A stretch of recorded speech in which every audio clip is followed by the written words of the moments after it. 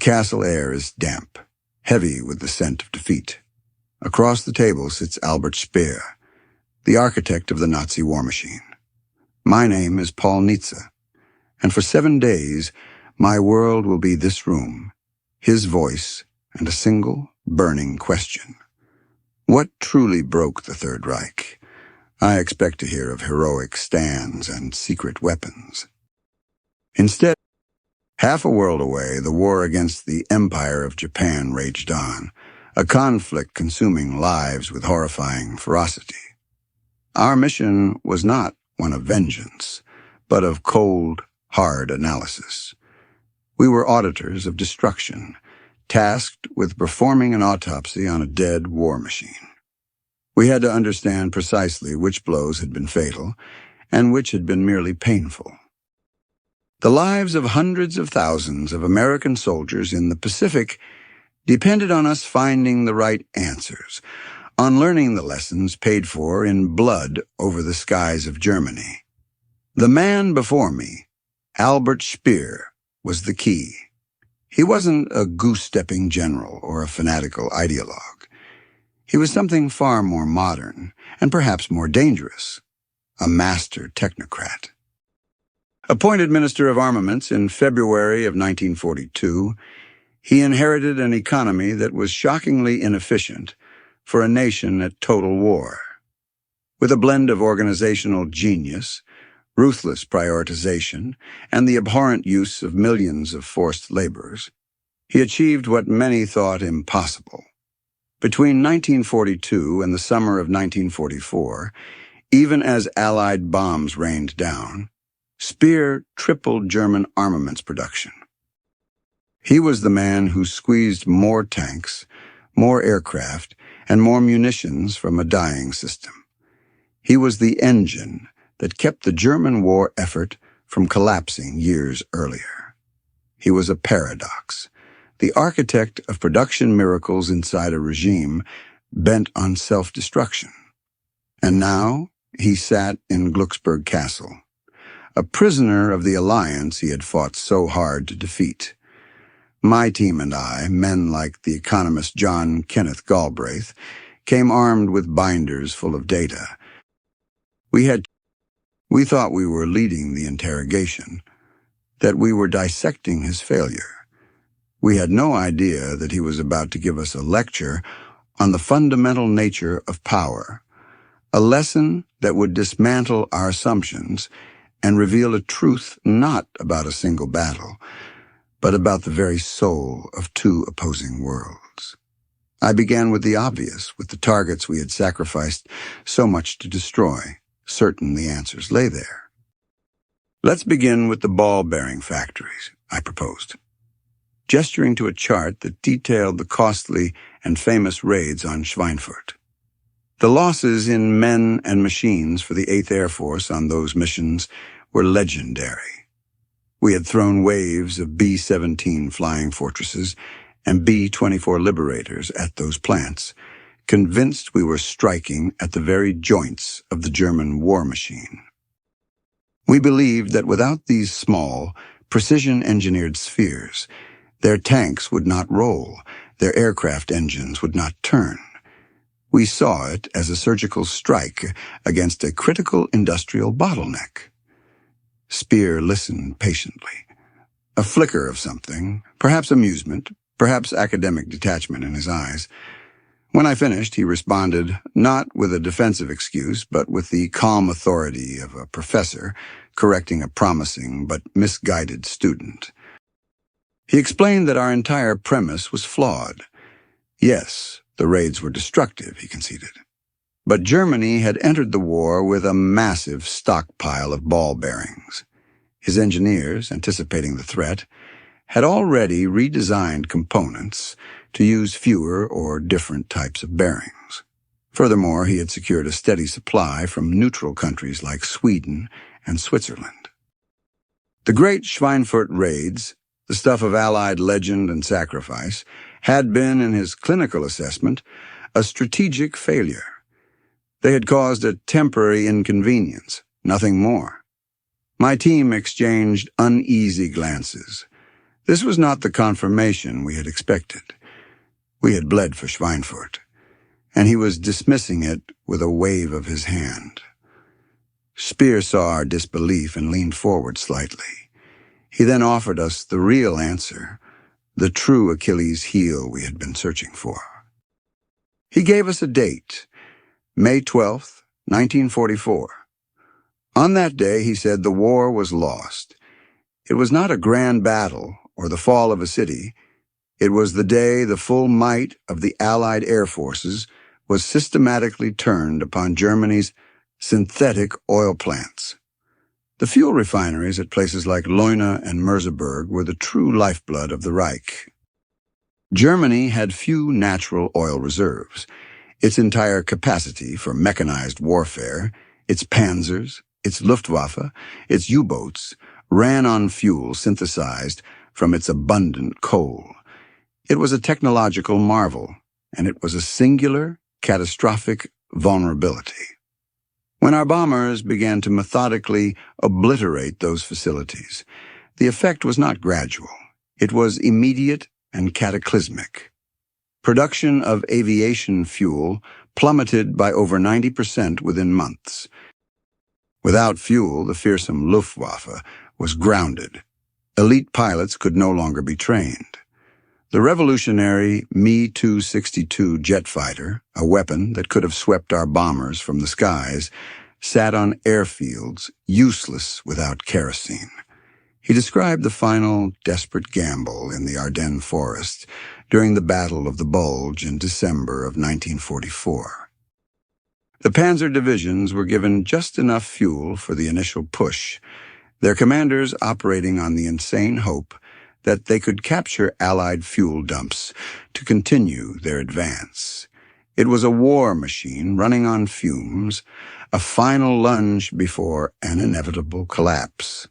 The oil campaign, he asserted, was the single most decisive action of the strategic air war. It had brought the entire German military to a grinding halt. We had found the tactical key. But Speer's expression told me he had not yet revealed the most important part of his story.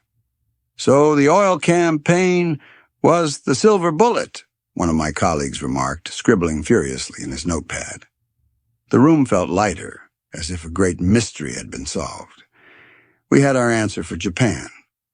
Find their synthetic fuel production and wipe it from the face of the earth. But Speer shook his head slowly, a weary gesture that instantly silenced the room. He told us that we were still missing the point.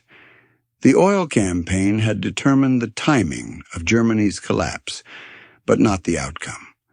The war, he stated with chilling finality, was already decided by the end of 1943, not in a battle, not on a map, but on a spreadsheet. He then began to paint a picture not of armies clashing, but of two industrial worlds on a collision course. He, the master of German production, had spent his days and nights wrestling with scarcity. His genius was in improvisation, in finding clever ways to substitute materials, to streamline assembly lines, to squeeze every last ounce of output from a system under constant siege. He performed miracles with what little he had. But while he was focused on optimizing scarcity, America was mastering the art of overwhelming abundance. Sometime in late 1943, Speer had compiled the numbers. He gathered the best intelligence his agents could provide on American industrial output, figures that his own high command, including Hitler himself, had dismissed as preposterous Allied propaganda. The Führer had laughed when he heard of President Roosevelt's production goals, calling them the boast of a decadent capitalist society. Speer did not laugh. He was an architect and a manager. He understood logistics and scale. He looked at the cold, hard data, and the future became terrifyingly clear. He saw that for every tank his factories painstakingly produced, America was building 10. For every state-of-the-art fighter plane that rolled off a German assembly line, America was producing a dozen, maybe more. He described the sheer, mind-numbing scale of it. While Germany struggled to build a few hundred heavy bombers, the Willow Run plant in Michigan alone was gearing up to produce one B-24 Liberator every single hour. He spoke of the Liberty ships, vast cargo vessels that were being built in mere weeks, replacing losses from U-boat attacks faster than the Kriegsmarine could sink them. This wasn't a war of soldier versus soldier, or even tactic versus tactic. It was a war of production lines, of steel foundries, of logistics chains that stretched across oceans. He had realized, with a certainty that chilled him to the bone, that he was engaged in a fight against an economic force of nature. Germany, for all its vaunted efficiency and military prowess, was like a master craftsman in a small workshop competing against a fully automated, continent-spanning factory. The craftsman might be brilliant, his products exquisite, but he would inevitably be buried under the sheer volume of his competitor's output. This, he explained, was the secret no one in Hitler's inner circle wanted to hear. It was a mathematical equation, and it had only one conclusion: defeat. The war was not lost on May 12, 1944. It was lost the moment that equation became clear on his ledger sheets more than a year earlier. The silence that followed his statement was profound. The rustle of paper ceased. We weren't interrogators anymore. We were students.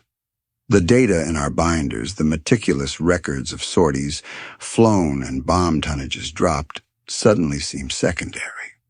We had been focusing on the symptoms of Germany's decline, the fuel shortages, the collapsing fronts, while Speer was describing the underlying disease.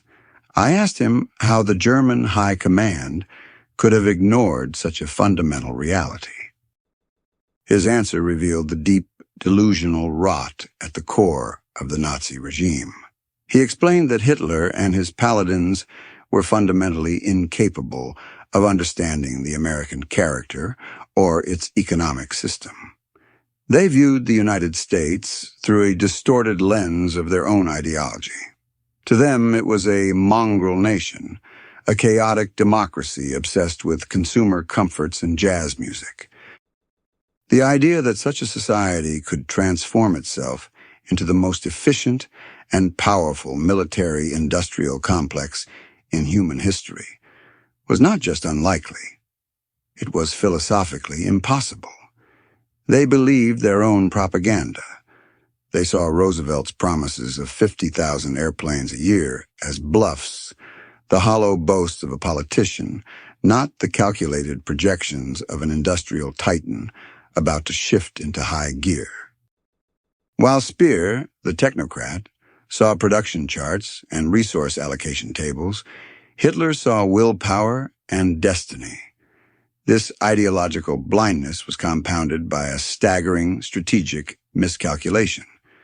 The German leadership could not fathom that America was capable of fighting a two-front global war on such a scale. They were astounded by the fact that the United States could project overwhelming force across the Atlantic to crush the Wehrmacht, while simultaneously projecting even greater force across the Pacific to dismantle the Japanese Empire. And on top of that, as Speer emphasized, America was acting as the arsenal for its allies. Through the Lend-Lease program, a torrent of American-made trucks, tanks, planes, and provisions was flowing to Great Britain and, crucially, to the Soviet Union. The T-34 tank may have been a brilliant Soviet design, but it was often powered by American fuel, its crews supplied by American food, and the entire Red Army's logistical spine was stiffened by thousands upon thousands of American-built Studebaker trucks. Germany was fighting a coalition that was being armed and supplied by a single, untouchable industrial superpower located an ocean away. Speer confessed the terrible weight of this knowledge. From late 1943 onwards, his job became a grim paradox. Every day he went to his office and performed miracles of organization, driving his workforce to exhaustion and beyond, all in the service of a cause he knew was doomed. He was a physician brilliantly treating the symptoms of a patient he knew to be terminally ill. He was making the engine run more smoothly, even as he watched the vehicle drive inexorably towards a cliff. His success in tripling armaments production was not a sign of Germany's strength. It was a testament to his ability to manage a controlled demolition, to keep the facade of a functioning war machine standing long after its foundations had been washed away by an industrial tidal wave from the West.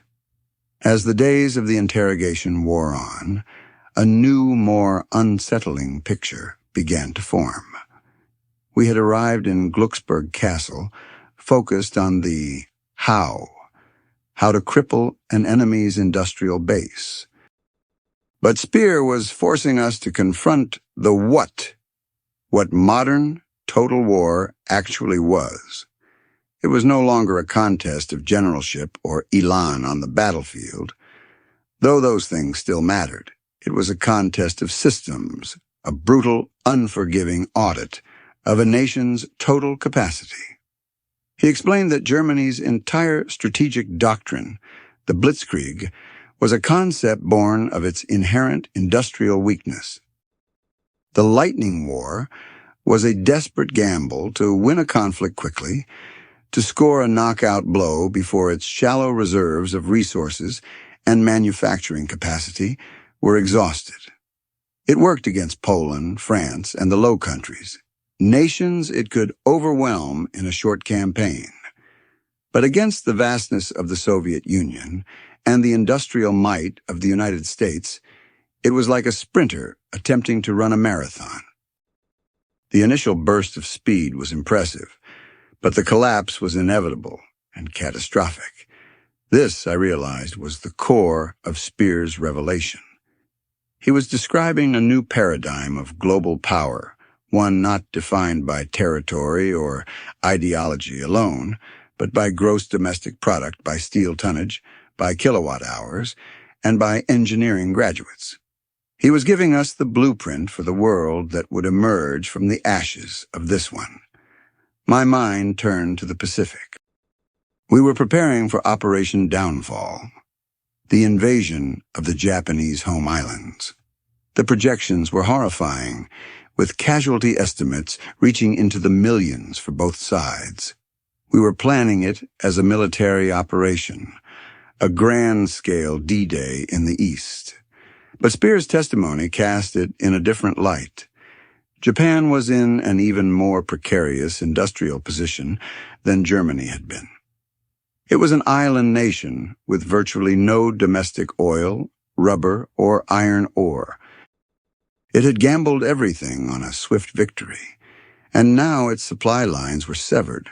Its industrial cities were being systematically incinerated by our B-29 superfortresses, and it was facing the same American industrial juggernaut that had crushed the Third Reich. Speer's logic led to an inescapable conclusion. Japan's defeat was just as much a mathematical certainty as Germany's had been. Whether it took 6 months or a year, whether it was accomplished by blockade, bombing, or bloody invasion, the outcome was not in doubt. The sheer, relentless pressure of American production would, sooner or later, bring the empire to its knees. This realization was both sobering and transformative.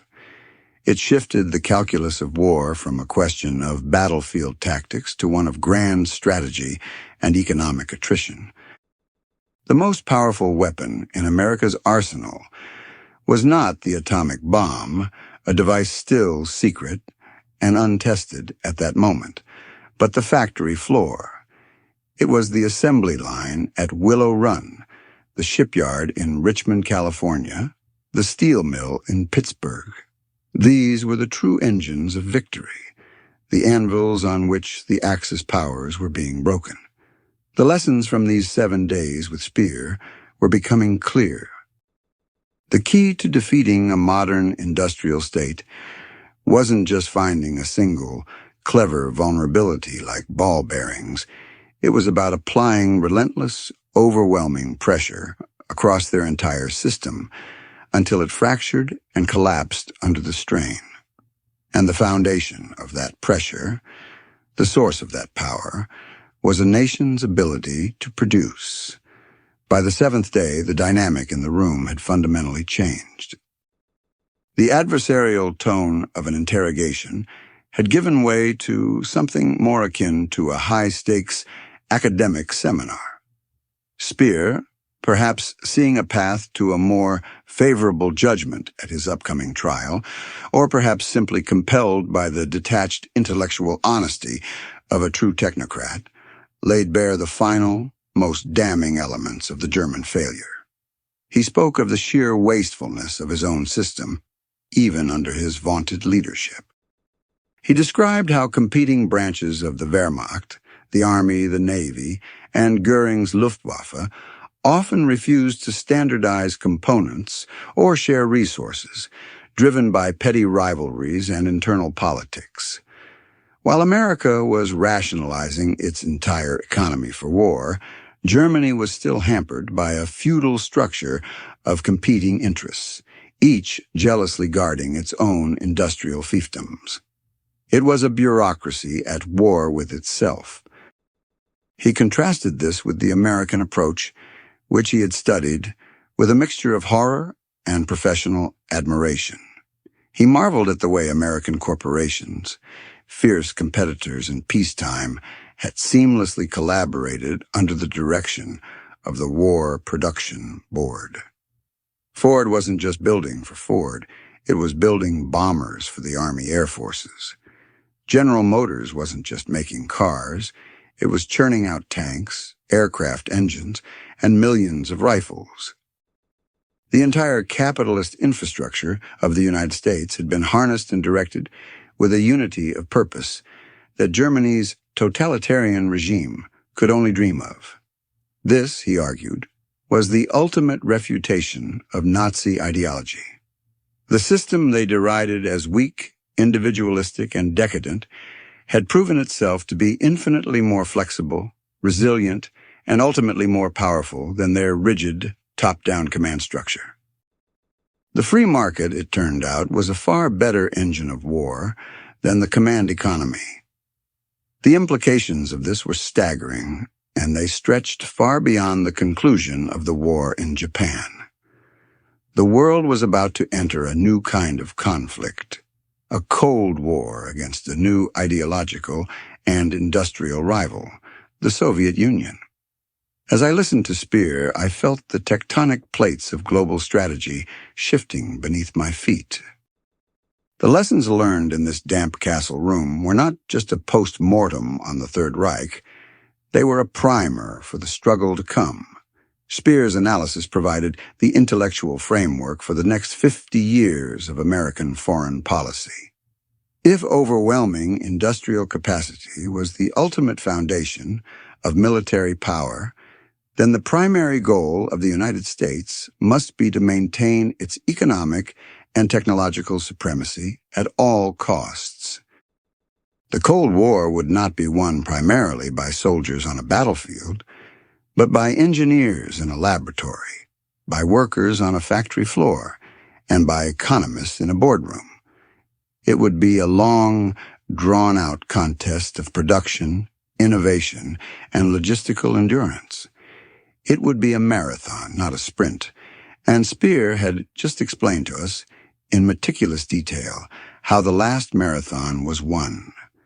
As our 7 days came to a close, I looked at Albert Speer one last time. He would soon be off to Nuremberg to face justice for his role in the Nazi regime, particularly his use of slave labor. But the knowledge he had imparted would have a life of its own.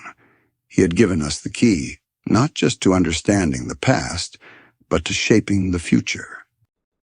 The findings of the Strategic Bombing Survey heavily influenced by Speer's 7 days of testimony, were published and became a foundational text for the nascent United States Air Force and the strategic thinkers of the Cold War.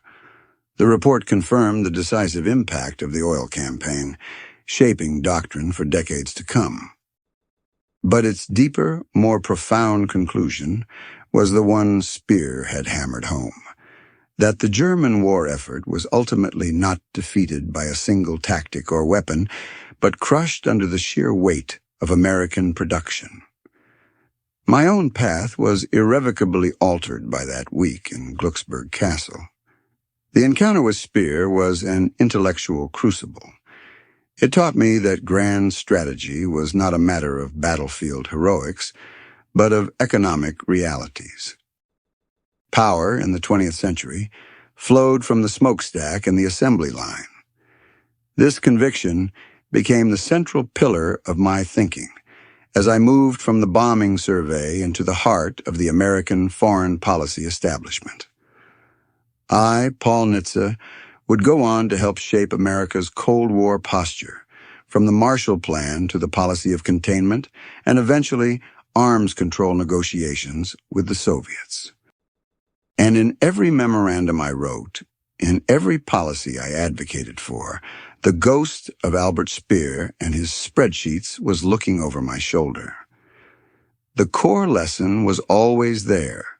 A nation's strength is a direct reflection of its industrial and economic vitality. The arms race of the Cold War was, at its heart, an economic race. It was a terrifyingly expensive, high-stakes continuation of the same production war that had been fought against Germany and Japan.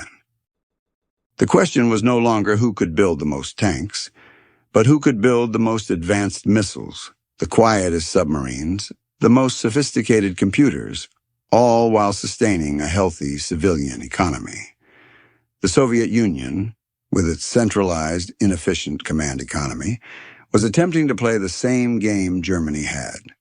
It tried to match the West weapon for weapon, missile for missile. But like the Third Reich, its industrial base was brittle and shallow compared to the dynamic, innovative, and vastly larger economic engine of the United States and its allies. For 40 years, the Soviets ran the race, but the economic strain was immense. They diverted a huge percentage of their national wealth into the military, starving the consumer sector and stifling innovation. They were, in essence, repeating the same fundamental mistake Speer had identified in 1943. They were trying to win a marathon at a sprinter's pace, and eventually their system buckled under the relentless pressure. When the Berlin Wall fell in 1989, it was not brought down by an army. It was brought down by the accumulated weight of decades of economic disparity. It was a victory won not with a bang, but with the quiet, inexorable hum of Western factories, laboratories, and stock exchanges. It was the ultimate vindication of the lesson learned in that castle room. The central truth that Albert Speer revealed, that industrial capacity is the bedrock of national power, remains as relevant now as it was then. The nature of that industry has changed, of course. The smokestacks of the Ruhr and Pittsburgh have been replaced by the clean rooms of Silicon Valley and the sprawling server farms that power the digital age. The currency of power is no longer just steel and oil, but microchips, data, and software. Yet the fundamental principle holds. The competition between nations continues to be a competition of systems, of economic models, of the ability to innovate and produce at scale. The story of Speer and Nitze is more than just a historical anecdote. It's a parable about the danger of hubris and the power of objective reality. The Nazi leadership's fatal flaw was its belief that willpower could triumph over mathematics.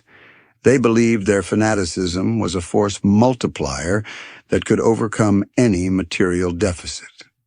They were wrong. Speer, the cold-eyed realist, saw the numbers and understood their verdict long before the final bombs fell on Berlin. His tragedy was that he continued to serve a master who was deaf to the language of logic. This narrative also forces us to reevaluate our understanding of World War II itself. We often focus on the dramatic turning points, the courage of the pilots in the Battle of Britain, the brutal attrition of Stalingrad, the heroism of the landings on D-Day. These events were undeniably crucial and paid for with immense human sacrifice. But beneath them all, underpinning every Allied victory, was a quieter, less cinematic story. It was the story of millions of men and women on the home front, the riveters, the welders, the engineers, and the factory managers who collectively forged the arsenal of democracy. It was the story of a nation that, when challenged, transformed its immense economic potential into overwhelming military power, with a speed and on a scale the world had never seen. The German soldier on the Eastern Front in 1944 might have been a superb fighter, his Tiger tank a masterpiece of engineering. But he was ultimately doomed, not by a single enemy bullet, but by the relentless tide of American-made equipment that armed his enemies on every side. He was fighting not just the Red Army, but the Ford Motor Company, the United States Steel Corporation, and the Kaiser shipyards. It was a war he could never win. This is the stark, unglamorous truth at the heart of the Allied victory. It was a triumph of logistics as much as courage, of production as much as strategy. And the interrogation of Albert Speer serves as a critical reminder of the danger of underestimation. The Axis powers, Germany and Japan, both made the same fundamental error. They mistook America's peacetime focus on consumer goods and its noisy, contentious democracy for weakness. They saw a sleeping giant and believed it to be a lazy one. They failed to comprehend that the same industrial base that produced millions of automobiles could be retooled to produce hundreds of thousands of aircraft and tanks. They didn't understand that a culture of mass production and consumer logistics, the skills needed to get a bottle of Coca-Cola to any corner store in the country, were the exact same skills needed to supply a global military force. This capacity for rapid, massive-scale transformation was America's secret weapon, hidden in plain sight. Speer's insights also highlight the critical importance of resources. Germany's war was a constant, desperate scramble for the raw materials of conflict, especially oil.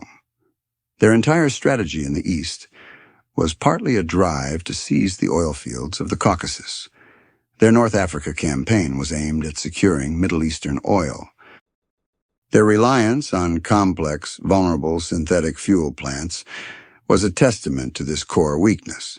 In stark contrast, the United States was a continental powerhouse, awash in natural resources.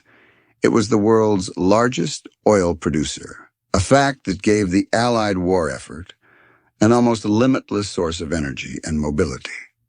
The American GI was part of the most mechanized and well-supplied army in history, not because his generals were necessarily smarter, but because his country had the fuel to power the trucks, tanks, and planes to get him to the front and keep him supplied once he was there.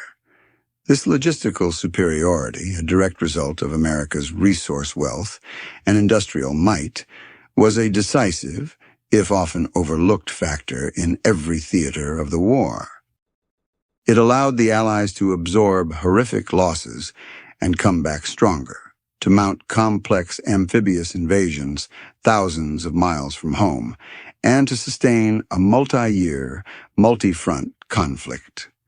The German High Command, trapped in a continental mindset, could not grasp the scale of this global logistical enterprise.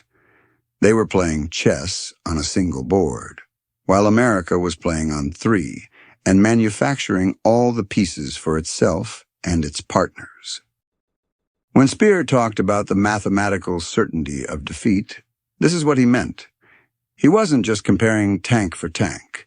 He was comparing the total integrated systems of 2 warring coalitions, and he saw a fatal imbalance. One side was running on finite reserves, propped up by conquest and improvisation. The other was powered by a deep, renewable wellspring of resources, manpower, and industrial genius. The final outcome was, as he said, inevitable. It was simply a matter of time and pressure. The 7-day interrogation was the moment this truth was formally transferred from the vanquished to the victor, a piece of hard-won knowledge that would become the cornerstone of a new era of global power politics. Ultimately, the conversation in Glucksburg Castle was about the very definition of a superpower in the 20th century. It was no longer enough to have a brilliant officer corps, a disciplined army, or even superior technology in individual weapon systems like the Me-262. True global power, as Speer had learned, and I was coming to understand, required a synthesis of multiple factors. It required a vast and secure resource base. It required a large, educated population capable of operating a complex industrial economy. It required a culture of innovation that could consistently produce technological advantages. And above all, it required the sheer industrial capacity to translate all of those assets into overwhelming, applicable military force and to sustain that force anywhere in the world for as long as necessary. The Third Reich had some of these elements, but not all. Its technology was at times brilliant, its army formidable. I went in looking for a tactical key, a simple lesson on how to bomb a nation into submission. I came out with a profound understanding of the grand strategic equation of modern warfare. It was a sobering and world-altering education. The bombs that fell on Germany were not the cause of its defeat. They were merely the instrument of a verdict that had already been rendered in the factories and boardrooms of America. This knowledge, born from the ashes of one great conflict, would shape the contours of the next. The Cold War became a long, grueling test of this very principle, a decades-long industrial and economic standoff. And when it ended, it was not with a climactic battle, but with the quiet collapse of a system that could no longer bear the weight of the competition.